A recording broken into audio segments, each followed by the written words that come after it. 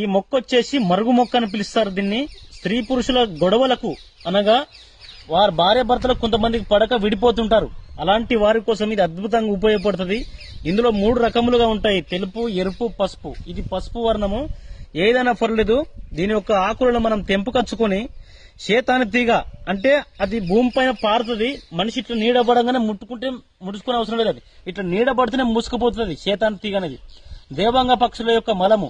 ఈ 3టిని ఆదివారం రోజు తీసుకొచ్చుకొని మెత్తగా నూరి, చూర్ణం మెత్తగా నూరి ఇందులో ఆత్మజలం కలిపి, చెమట గాని టాయిలెట్ గాని కలిపి, ఎవరైతే భార్య భర్తలు గొడవలు ఉన్నారో వాళ్లకు మాత్రమే దీన్ని దైవ శ్లోకాన్ని పఠించి కానీ వాళ్ళకు కొంచెం రాసినట్టయితే ఆ రోజు నుంచి వాళ్ళు చెప్పినట్టుగా వారు వింటారు.